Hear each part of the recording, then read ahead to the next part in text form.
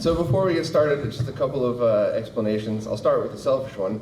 The reason that I am a little late and out of breath is because I went to use the bathroom and wash my hands, and the convention center water sprayed all over my pants. So if any of you saw me running to the hotel and back, I did not pee myself. I moved water, I swear. So that's why the wardrobe changed. The other thing, though, is that since RetroRGB started, I've always bent over backwards to make sure I'm not RetroRGB, I'm Bob from RetroRGB. And the reason is because the site would never exist without all of the amazing contributors. So I wanted to ask as many of them to come to this expo, my favorite expo, because you're also my favorite people to do a panel in front of. You're always awesome. Cheap pop, but completely true, by the way. So I had a bunch of people here. There's a lot of awesome people in the crowd, but I wanted to have some people up here that either maybe you haven't quite seen their face before, and also people that traveled from all over. So we have, no introduction needed, Artemio from Mexico City. Hi guys, how you doing? We have, I think anybody who's ever played a Philips CDI knows this channel right here. This is Yahel from Wrestling with Gaming, one of the best documentary channels out there. I only have one CDI video. We have all the way from outside of Beirut, Lebanon, Ronnie Batik came all the way here to hang out with you guys. Ronnie's a writer. We have Shank from Shank Mods. Usually you just see him as the Rob the Robot, but here's the real Shank. And I also asked a ton of amazing people to join in the crowd here because we're basically going to just be doing a hangout Q&A section thing the whole time. And if we can't answer anything, I guarantee you somebody here can, because a lot of the things that you see happening in the retro gaming world behind the scenes, not in front of the camera, are made happen by a lot of people here, some of which just don't like being in front of a camera, don't care to, don't get the opportunity, so I wanted to celebrate them as well. So we'd be here forever if I named everything. So let's just give everybody a hand for that. Thank you very much. So basically, we just were here to talk about anything anybody wants, from what kind of retro gaming suggestions, arcade boards, if you have a question of gaming in different cultures, because for me, hearing Artemio's stories about the arcades in Mexico City, and hearing how Ronnie discovered his first consoles, and that podcast is coming in a week or two, that also changed my opinion on a lot of these things, because it really just solidifies the fact that while everybody is unique and different and has their own background, we're all the same. We're all the same nerd, we all have the same interests, so I guess I'll just start by opening it up to any questions anybody has, and we'll kind of just go from there. So does anybody want to know what's been going on in retro gaming, new products? What do we got? Anything? And if anyone wants to question whether or not Bob urinated on himself, I have questions about that. Come back to my hotel room, you can sniff my shorts. We got one question water. We got one question over there. Yep, what's up, man? Bob, what's the thing you're most excited about in the next year within the retro game community? Well, all right, so I have to give a little bit of a disclaimer. We're in the middle of a crazy global part shortage, so I think by this time next year, Mike Chi might have the 4K Retro Tank coming out, but also, depending on part shortage, the Pixel FX Morph might be coming out. So upcoming, that would be my favorite thing, but what just happened is my favorite thing so far this year. He couldn't make it today because he had an event, but Arturo Sanchez, Saban, finally got through to the people who run the fighting game communities, including Sony and Capcom and the big companies, and finally showed everybody that lag really does matter.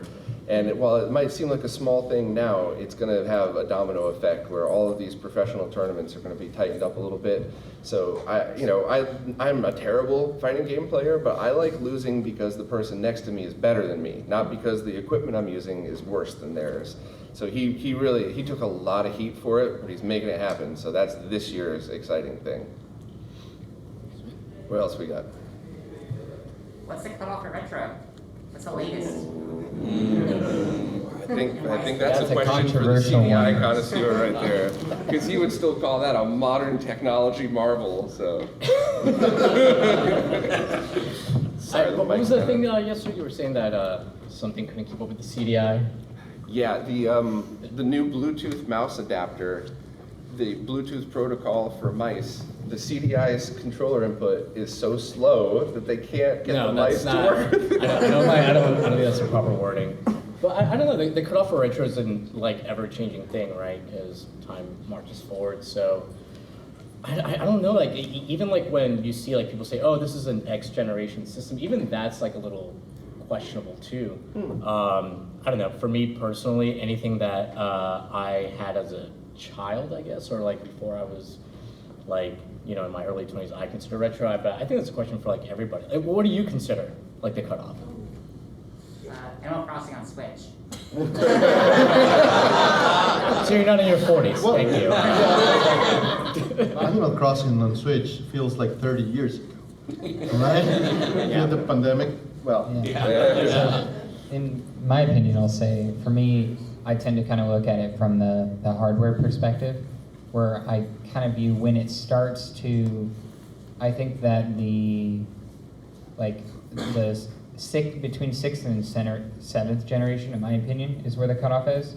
Because at that point, that's when you start to have consoles that really represent the 7th generation, when you had consoles like the Xbox 360 and the PlayStation 3, where they started to, they had started to resemble computers, where they had I think where you have a main system where this core system got updates and had network connectivity and all that stuff. And for me, my viewpoint is like the retro is when you have a console that's really like, whether it works independently on its own, like the pre-online gaming kind of stuff, and whereas like the post, like kind of the USB ports, HDMI ports, a lot of the stuff, networking stuff that every modern hardware has today. So like when it doesn't have that, that's my opinion. I have a different definition of retro, that I believe it's culturally driven, and when a 6-year-old or a 10-year-old reach 20-year-olds, the age of 20, and they can start buying a bunch of stuff they played as a kid, I believe that's a good cutoff. So it starts moving, and as you notice it when the prices start rising for that generation, it's just because those kids now have the power, economic power to buy the stuff, and I make the line there. So right now it's between 6 and 10 years, and now they are 20.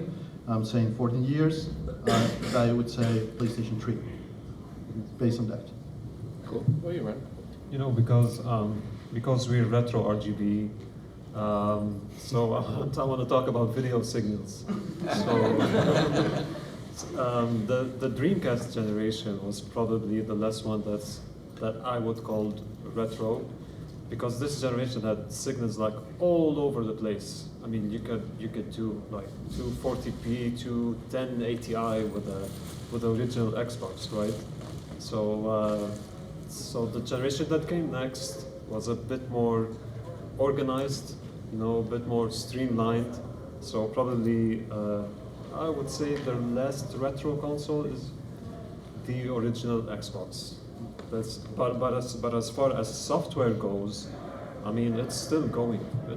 I play like retro style games on my Switch more than I do on my Dreamcast or something. So, yeah. And I want to say Genovi has a video that explores, it's more about like, okay, what falls into like X generation kind of a thing, but he has a video that kind of touches a little bit on like, what's retro and what's considered part of X generation, but yeah.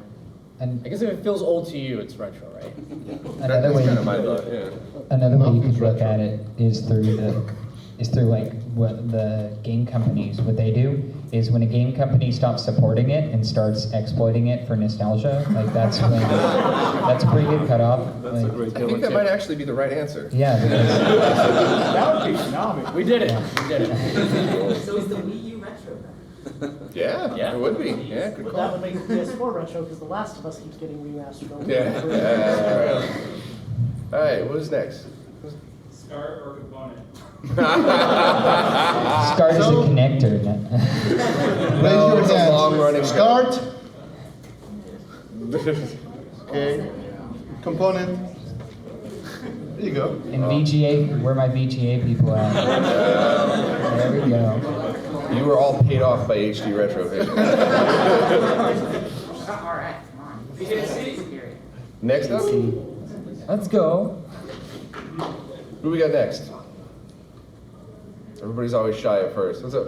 So, you've got me wanting a time sleuth. Can't get them anymore. I'm like, okay, I'll make one. And of course, the one chip that I need to make it is like $150 now, which is normally $5. I had heard at one point there was like a Raspberry Pi kind of thing coming up in the works. Yes. Do you hear anything more about that? Is there anything else on the market right now? You can still build it yourself. I swear this is not cheesy self-promotion. Just go to RetroRGB.com and search for Raspberry Pi lag tester. Okay. And you can build it yourself and it works, but it is very much by nerds for nerds. So, which I would assume most of us here are, which is a great thing. But yeah, it's not like the time sleuth is something anybody who could plug something in could use. Whereas this one, you're holding up a Raspberry Pi, you're holding up an LED, but it works pretty good. And it works a little different as well. So I actually have that one, the Leo Bodnar, and the Gilt, which is amazing. I ended up just giving that to Art because he uses it for his PC rigs. But yeah, there's more stuff coming too, and there's stuff that's designed and ready, but as we all know, you can't make them. Or you could make two, but what are we gonna do, like promote a prototype of something that no one could get for a year? So it's coming, but good question. Actually, if you, we're gonna show, I was gonna say- Shang, do it up. What? I was gonna say, if you have questions about the time sleuth, this guy over here is Dan. Was he here? Oh yeah, let's Dan, I know Dan Dan the likes man. to be low key. So Dan, Citrus 3000 PSI sitting in the back row over there. Sorry, Dan. As the #1 time sleuth fanboy, be sure to let Dan know how much you love the time sleuth. I didn't even know you were here when I shouted out the morph, so at least you know I'm still showing love to Pixel FX. Good stuff. They are all of the companies are crippled by the part shortage, so they got more stuff coming too. That's pretty cool. I have parts with 83-week lead times that have been 83-week lead times for a year. Brutal. All right. Here. Have we heard anything concerning seeing a PlayStation 2 ODE? ODE. So there's been teases out there for it, but I believe the way they're trying to approach that is by emulating the laser itself.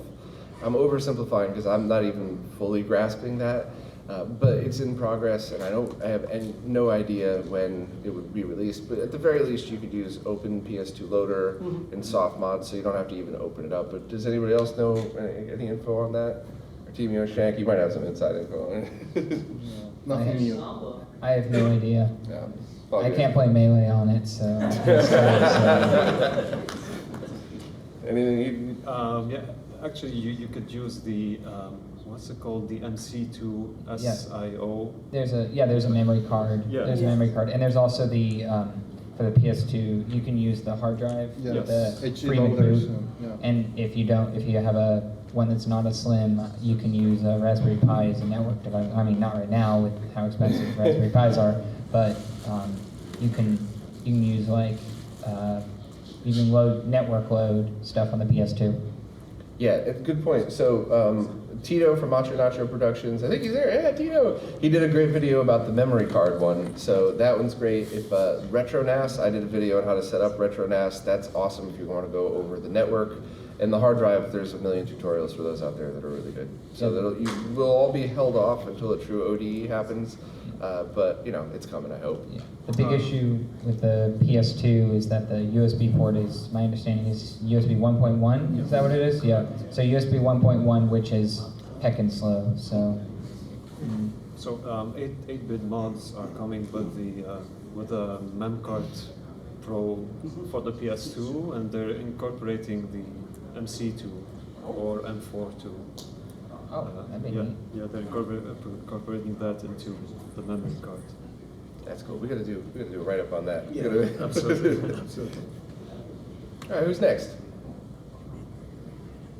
I've got a question for you guys. Oh, perfect. So it's more of a big picture, but in terms of video output, what do you guys think is the most underrated, quote unquote retro? Like it's retro to you, console that is not appreciated for its video output. Are you fishing for a CD icon?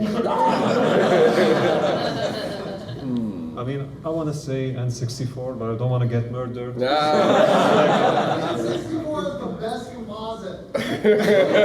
Get out of here, Try. Get out.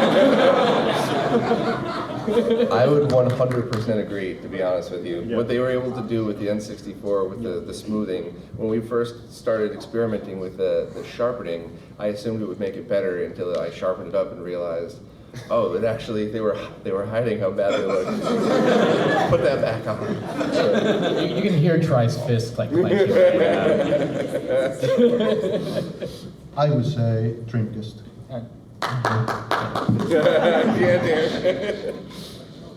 What about you, Shank? I've heard that the Dreamcast video output is really solid from that. I'd say, in my opinion, from like consoles with solid video out,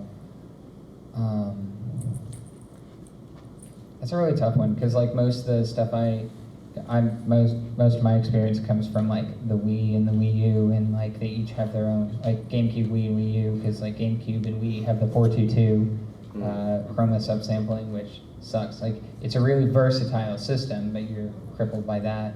And then the Wii U and like Wii mode, it's like, hey, let's just make everything look like gray. So let's make everything like they did for the Game Boy Advance Virtual Console, where it's, let's make everything look gray. So then there's like, just in case there's something that could cause epilepsy, we'll just like... Yeah.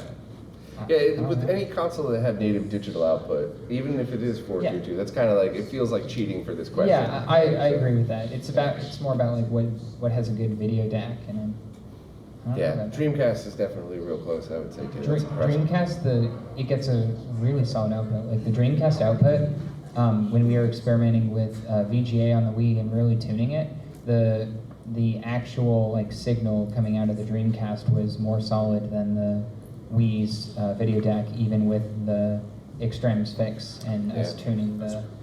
Yeah, we've been testing with the 240p test suite, and we've been using vector scopes and checking, and the Dreamcast is just spot on, according to NTSC for the quarters.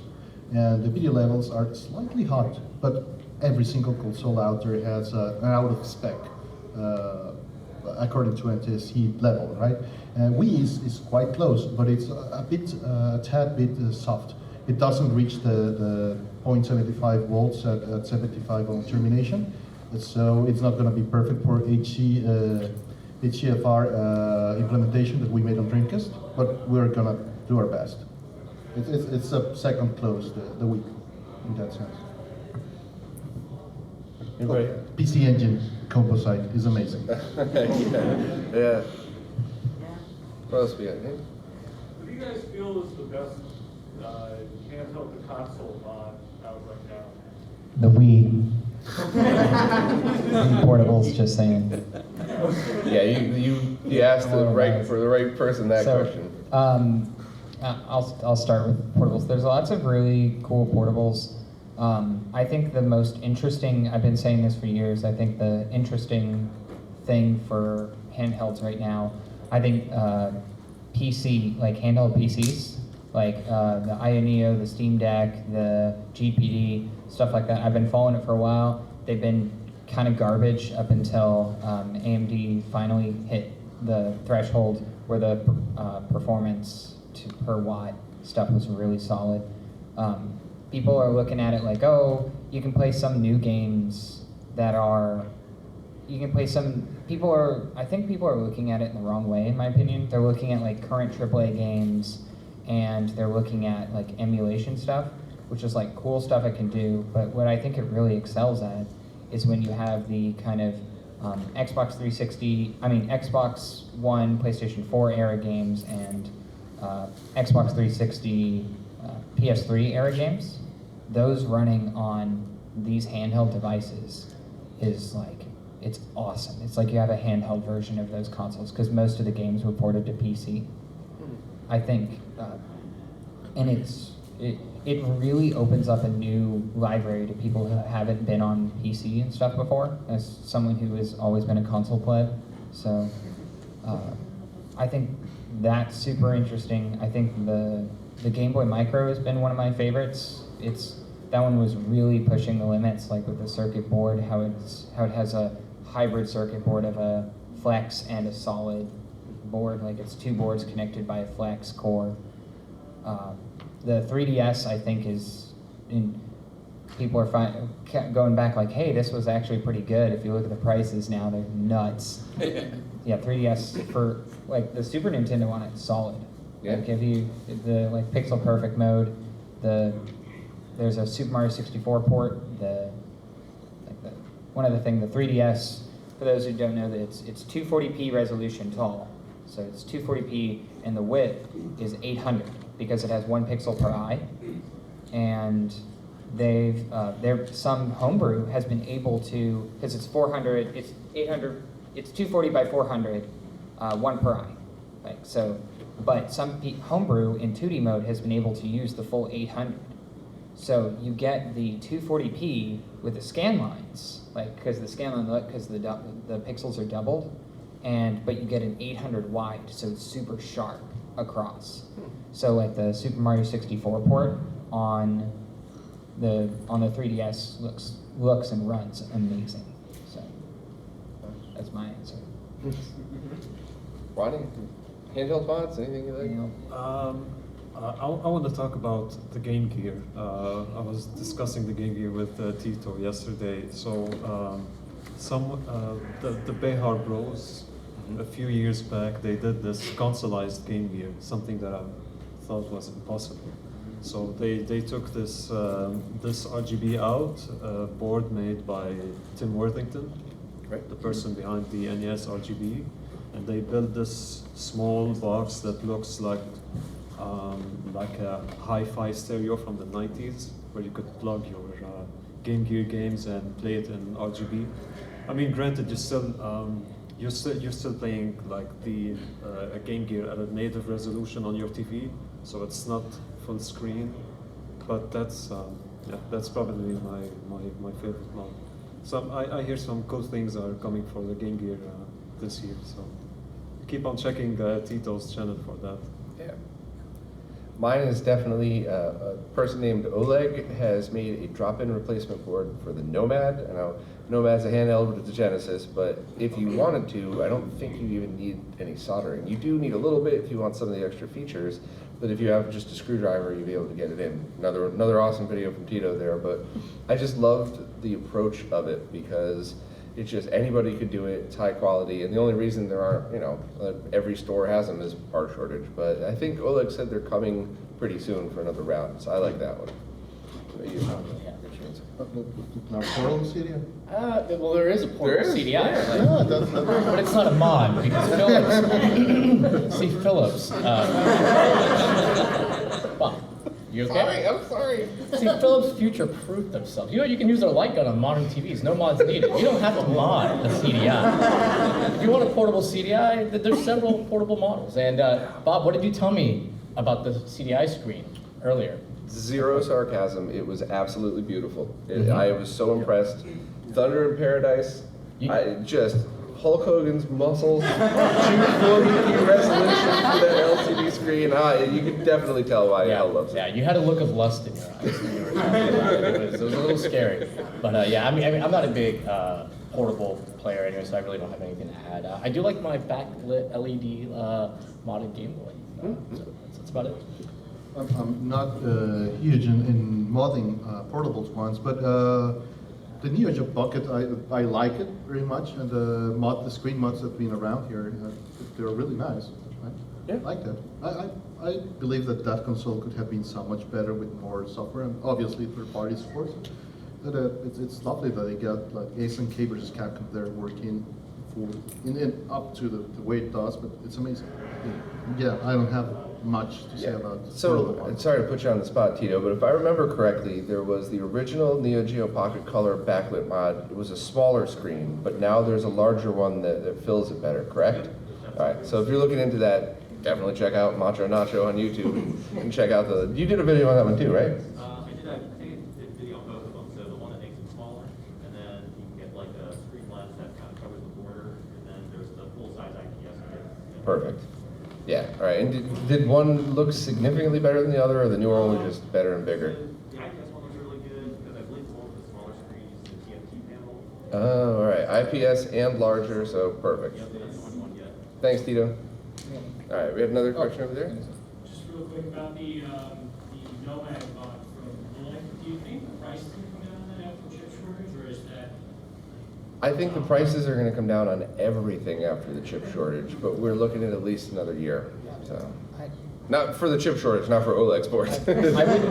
I wouldn't get too excited about it because a lot of what we've this is a bit of a rabbit hole. A lot of what we've depended on is the how do I describe it? Factories that were already paid for and using old processes for a lot of the stuff. And since the demand has been so high, they've had to invest to building new factories.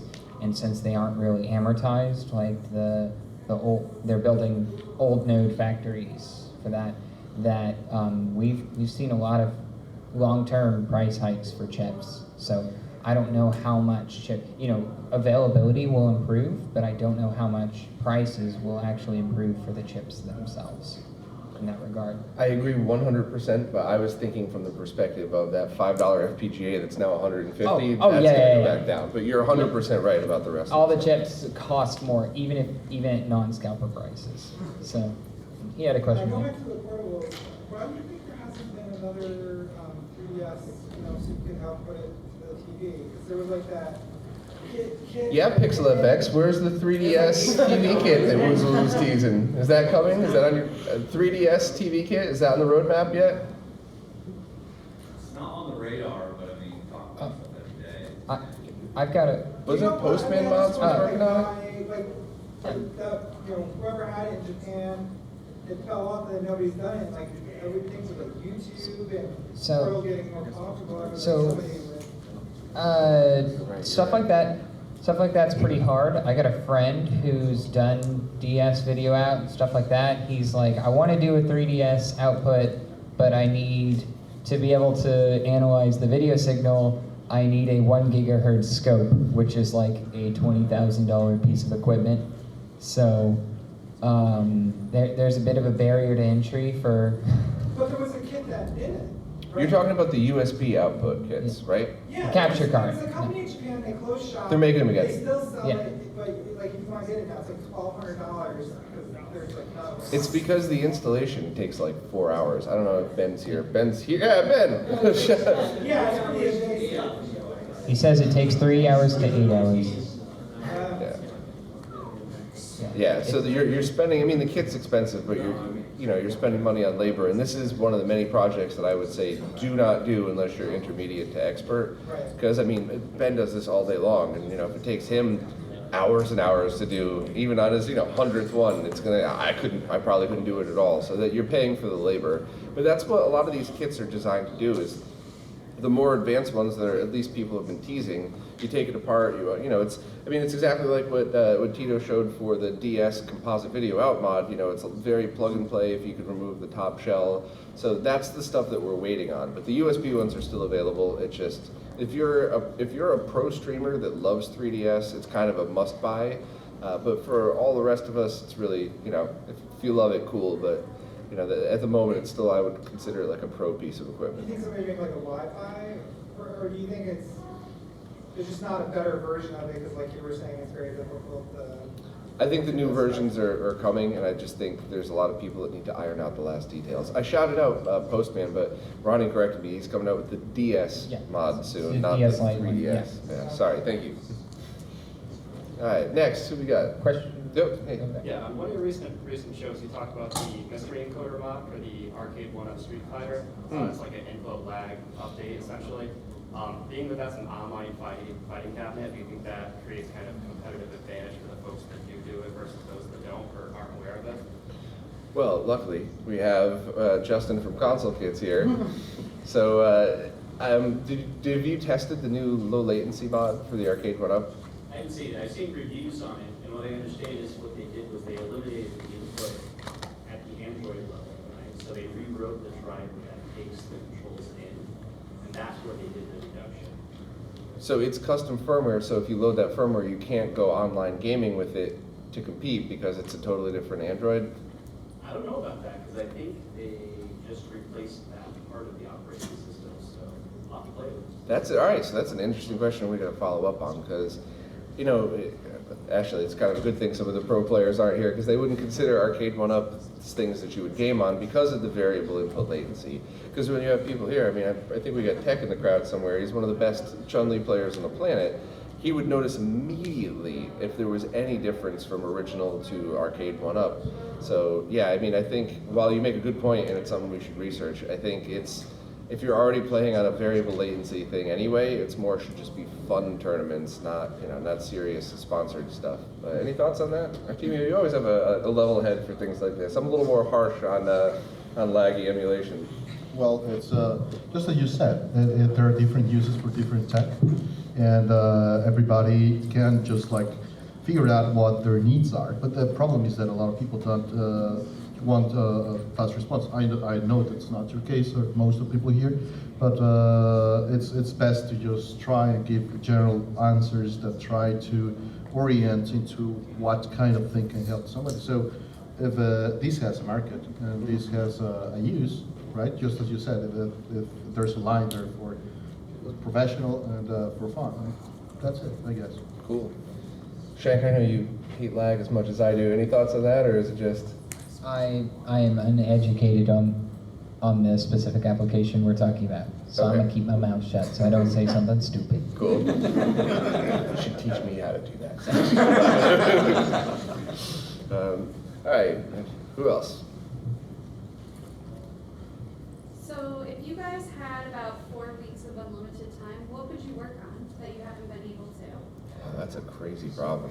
And I think at the very least, like, Artemio, you gotta try answering that question because you have your hands in so many different projects. I couldn't even imagine where you would start. Well, it's hard to reply to that because I'm the kind of guy that jumps into whatever is most interesting at the moment, and I have to clean up the desk, and I usually what I try to do now to get a bit more organized is try to finish the stuff that's on the desk and not just throw it to a box and put something in, right? But I tried to do the Neo Geo version of the 240p test suite if I have that. Yeah, I knew Cruz was going to throw his hands up in the air for that. Yeah, absolutely. How about you, Yahel? Which CDI documentary would you start working on? Actually, I would probably finally like work on that Satellaview video that you've been after me to do for a while. I know you've got some juicy insider information, so probably that. Yeah. Mine's really cheesy. I would start playing guitar again because I used to kind of actually be good at that. And I have amazing metal bassists come to visit, and I don't even get to jam with them because I stink now. So sorry for copping out, but that's definitely what I would do if I had some free time. How about you, Ronnie? Yeah, so I would play a game, you know.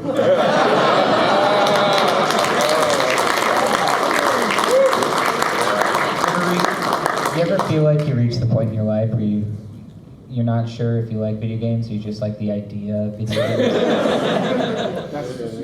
I mean, I called it RetroRGB.com. I'm kidding. Yeah, I've been like building my setup since 2012. You know, like, yeah, so every year I change a couple of things around. Yeah, then I discovered RetroRGB, obviously, and then I had to change the whole thing. It's all downhill from there. Yeah. And then I watched Phone.org, and I had to buy a PVM. And then my life in gaming started this whole series about RGB, and I had to change a few things around again. So yeah, it's finally time to play a game. What about you? If I had 4 weeks of time, I'd just get my shit together. That's what I'd do. All right, what else we got? If you were in the market to do an OD for Dreamcast and for Saturn, would you just buy a mode and swap between the two, or would you personally do something different? So, my favorite ODEs are all the ones that allow, or ODE-like situations are the ones that allow original discs to still run. I'm a little biased because I have to do these comparison videos. So that means for me, if I want to test an ODE, I need 2 consoles, and who knows what shape the consoles are in. So that's what I would want to lean towards. And there's a few going for the Dreamcast that are still, they were available a few years ago, but then it kind of fell off, and the compatibility isn't that high. So while I would like the idea of doing that IDE SD mod for the Dreamcast, I think I would just buy whatever ODE was there, and I think I would let budget dictate. So if it was a broke month, I would probably buy a mode and then just leave the tops of my consoles unbolted and swap between them when I wanted to play, and then eventually save up for one or the other. But you know, there's a lot of good solutions out there. There's some other things coming, but you know, you might want to look into maybe the mode for the Dreamcast and the Fenrir for the Saturn, which is a little bit less expensive, and then kind of swap around that way. You know, you could get a bootleg GDEMU, but they're, you know, as much as I hate cloning anyway, you really are getting a much lower quality product than the original. So I would just stay away from the clones, not just because of the moral factor of it, but because you're definitely getting a lesser than product. But what about you guys? Well, I completely agree with what you said, yes. Anybody? We good? Wow, I went right. Sweet. Next, anybody? Yep. Have you guys heard any updates regarding Otaku Games and their stock SCART switches? I placed an order from them back in like January, and I can't seem to find any information on whether or not they're actually still shipping. I've heard some crazy rumors. Does anybody have any solid proof info of what was happening to them? Because I heard, unfortunately, that the owner passed away. That's what I heard too. But I never heard proof of it, and I believe his name was Maurice, and I emailed them and never heard back, but his emails were kind of spotty anyway in the past, so yeah, I don't know. I really hope he's still kicking somewhere, but if anybody has any info on that, I'll post on the site. I didn't want to, you know, normally I would like to say something nice about that in the podcast, but I would feel really awful if I did an in memoriam for Maurice and he emailed me the next day like, dude, I'm still here. Yeah, so I was trying to be very careful and polite about that one. Maybe you should do that, when you know Yeah, that's attention. Just practicing for the future. Have you considered component video? Can you get a component switch? You can get used stuff on eBay that's pretty good, but I mean, Ryan's downstairs from Castlemania. He's been working on getting stock of the G-Comp and the G-SCART in. And I know they're very expensive, but like they're expensive because they were built for us. They weren't built for somebody that has just 2 DVD players. They're for, you know, where quality matters, you know, compatibility, auto switching that actually works. So that's not a dig to anybody else in retro. I mean, anybody that's bought stuff over the internet that's, you know, auto switching, like any HDMI auto switcher, try plugging anything retro into it and get ready to unplug and replug it every time you switch consoles. So. I mean, we're getting really good at capturing video game footage. And have you ever considered to have a video game footage archive so everyone, I mean, outside of us, can use for not having crappy YouTube captures? Yeah. So that's a complicated one. I'm gonna give a summary and then probably pass it along to all the rest of you. But so that's an awesome idea, and you make a really good point. Even if somebody goes through the trouble of doing a lossless capture that's perfectly set up, even tech wouldn't be mad at it. And then you put that up on YouTube, it's gonna compress the heck out of it. Yes. So that is excellent. But storage is the problem, because if you have like a long play that you've done in 1080p, so then that's when you go back to my original goal of how to do direct RGB capture, where you manually set the phase and all that stuff. And then you could get a full lossless thing with a very small file size. But I mean, we have some of the smartest retro gaming nerds on the planet here, and I think most of us wouldn't want to have to deal with that every time we want to capture. So I'll pass it along to you guys, because I would love that, but you know. I could see that being something, that would be a huge project, like a monumental project, and I could see someone doing like, okay, this is what I'm gonna do, and anyone who's like on my Patreon can have access. If someone was doing this, like getting full captures of all these games and all this stuff and letting everyone use it for free, I could see that being like a full-time thing where they would And I could see like YouTube channels being willing to pay like, oh, I'll pay $5 a month so I can have gameplay footage of whatever I'm talking about. That's a freebie idea if anyone out there wants to. There's a site that's already doing it. Oh, there is? Yeah, I don't know, it's like long plays, World of Long Play, because I was looking for a way, like, if I did like a video where, a pickups video, I didn't have to go and, because I'm lazy, I don't have to go and capture the footage myself. And there's a website that is already doing that where they have full plays of games. I don't know what the video is like, because it's, every person is uploading their video, but there's a website like that, and they said, they've got terms, but it's free, you can take it, you just have to, give them credit, like you got this from long play, and then whoever was the person who uploaded the video. I'll have to look into that, but there would be two different goals for this footage. Goal number one would be I want to show gameplay footage of my videos, so as long as it's not terrible, then everybody would appreciate it. But there's also the archival side of things. So there's people that might want to do comparisons of two games, so having it properly captured in the right way and allow you to scale it however you want. So 10 years from now when we're all doing 8K, you don't have to change anything. You can still take that 240p and stretch it. But I mean, there's certainly there's certainly archival things out there where you have to follow a certain amount of guidelines. Here's the 10 capture cards, here's the 5 MD4A approved audio cards, and I think I'd love to do something like that, and I'm sure we could try to find a hosting of a website. Maybe we'll put it on the Console Mods Wiki, and just hopefully we get some donations for hosting, because then it would be really expensive. But you guys have any thoughts on that? If somebody wants just audio, the 60-bit audio project already doing that kind of thing, and they have strict guidelines, just as you said, for the equipment and which kind of a Genesis or Super Nintendo was captured from, and they make these recordings and make them available. So that's audio, at least one option. RetroRGB Plus. Yeah. Not to be a party pooper, but even like as a YouTuber, obviously I do a lot of like gameplay footage and stuff. I think the market for that kind of stuff is actually pretty small. It's smaller than I think people think. Because even though there's, like you were talking about use case where maybe YouTubers would want to whatever, unfortunately most YouTubers will just be happy to grab whatever crap footage from wherever. And, and viewers are kind of accustomed to it, and most don't bat an eye at it either. So there's very little incentive for content creators to your average content creator. I slightly disagree. I think most people, if they fire up a YouTube video and they see 7 different watermarks from 7 different channels of their stolen footage, they probably think, oh, that stinks. They just don't go on social media and complain about it. Well, I mean more the quality of the footage or whatever. Yeah. So, yeah, I mean, I would love something like that, and I would certainly pay, through Patreon or something else for access to that, because sometimes there's games maybe I don't have, or maybe I just, for whatever reason, can't get a decent capture or whatever. So something that would be great, but I question if it would really be worth someone's time and money for hosting that kind of stuff, to actually host files. We'd have to do it for free, I think, to get Yeah. people on board, and then just hope that people donate for the hosting. Yeah. So. Any thoughts on that one?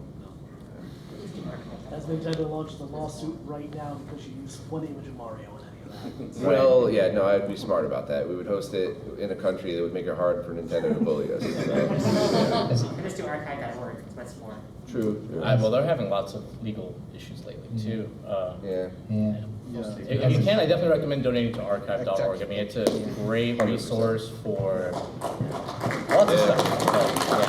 Archive.org is awesome. Amazing. Yeah, I can't think of a single video I've done without going to archive.org for something, whether it's an old magazine or a document. They have all kinds of stuff on there. So. As a modder who is not low profile anymore, I live in constant fear of the ninjas. I'm always on high alert. It's longplays.org. Thank you. I appreciate it. Thank you. Longplays.org. Any other questions? Yeah. Yeah. Oh, sorry, right in front of me. Yeah. Curiosity question. It's I've Embracer Group buying up a bunch of things recently, including limited run games. I never heard of Embracer Group until a week ago. Me neither. Is opinions good, bad, indifferent? What's going on there? Industry consolidation is almost always bad for the consumer. So we're seeing it not just in retro gaming, but across all gaming as well. So consider the effects we've seen in TV and media, and like the effects it's had as the giant streaming platforms of like, you know, everyone has their own streaming platform and subscription stuff, and you have to deal with their stuff. So consider that, the pros and cons of that, and apply those to video games, and that's essentially the same thing. There. Cool. Anything more? I'm trying to be respectful of time. I never like to go into other people's panels, so I think we have time for one or two more. If anybody has any questions. Yeah. So, Derek, what's up? What is life like now that you can no longer say the wiki is coming soon? So now I have to finish transferring all the pages over, or not transferring the links over and rewriting everything else. So in my mind, it's still that looming cloud. But shout out to Durf, he's doing a great job on the wiki. All of the contributors, there's a lot of people who jumped on. And as soon as I get the rest of RetroRGB cleaned up, then I'm going to switch into just heavily promoting it. And just a very, very short thing. The RetroRGB was half guides and half news of what's going on in the scene, and I wanted to make sure to separate it because the wiki is only the facts and RetroRGB is facts with some opinions to support it.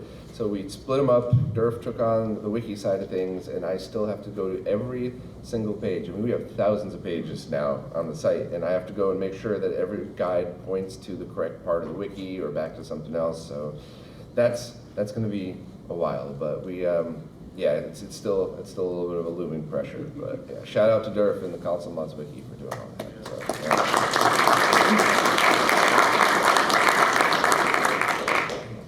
Everybody got anything else? Yep. Over time, we've seen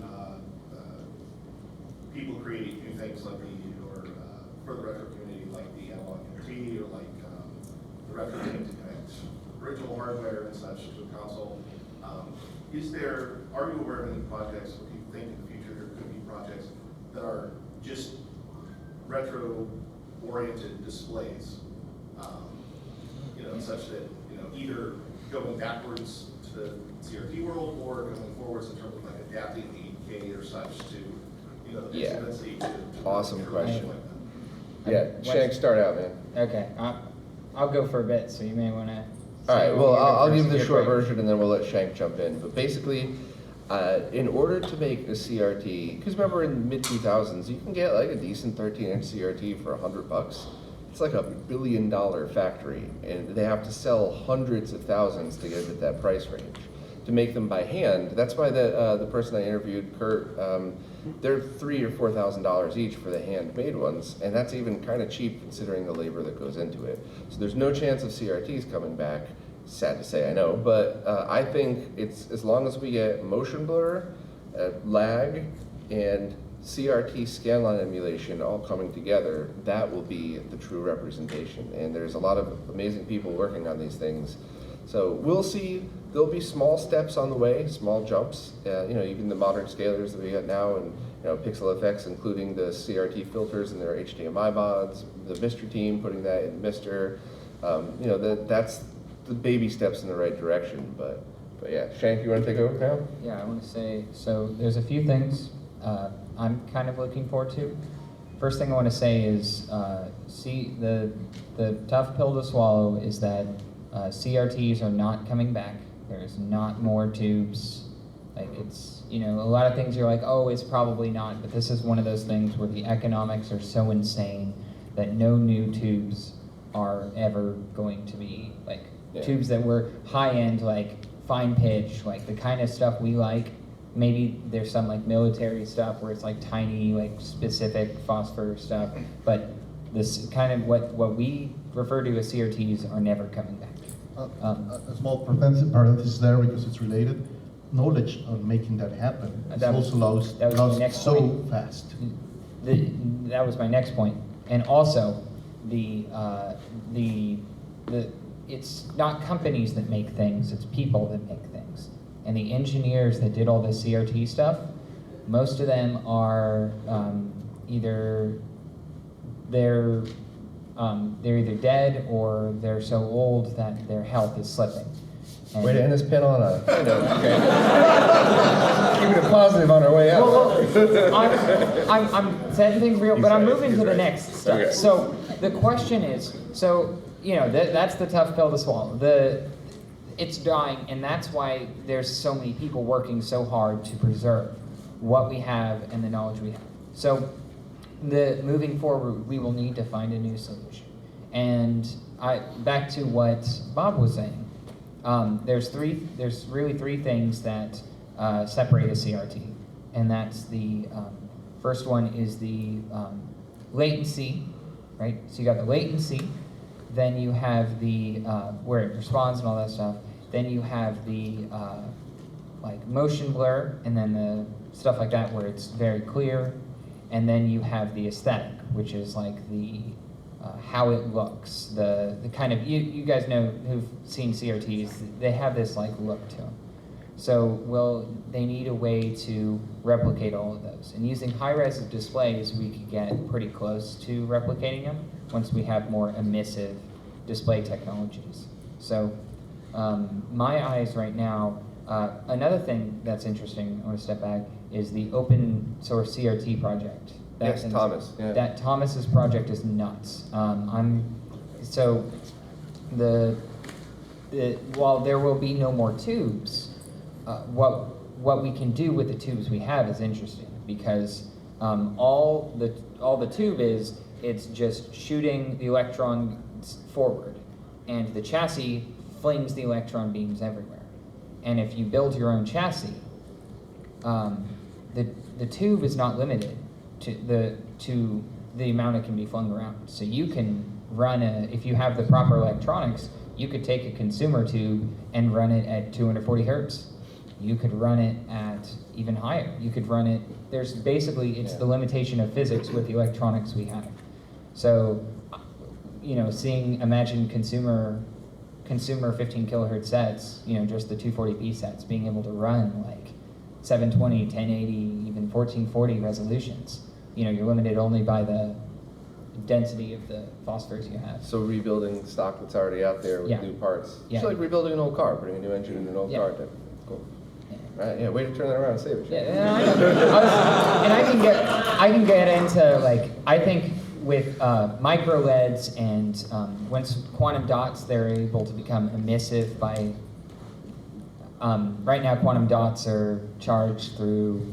It's a whole rabbit hole, but they're charged through light. But once they're able to energize them using electricity, which is in the pipeline, we'll have another emissive display technology similar to plasma. So then we have some of the pros of OLED, and then those are made using modified inkjet printers. And if they're able to, which means they can do low volumes. And if you can do low volumes and you can print it, then you could print quantum dots in a CRT phosphor pattern. Stuff like that. So future is bright. I see. Yeah. Well, wait, that was literally and figuratively. Yeah. I just warned myself. Okay. I could see the need for CRTs and getting all three of those things that people really hunt for in a tube. I think the display technology within the next 10 to 15 years could render wanting to use an actual tube be more of a novelty rather than a really this is important for the experience. Cool. Well, we're coming up on a time here. I'm sorry, if you have a question, I'll see you afterwards, but just allow me just 30 seconds real quick. First and foremost, this dude over here, the Retro World Expo staff has made sure that all of these panels have gone smooth the past couple of years, including the time I grabbed the giant CRT. So yeah, thank you and everybody else who worked here. Thank all the amazing people who come and help, come from all over the world, and most importantly, thank all of you, because I meant at the beginning, you're all awesome, so thank you very much.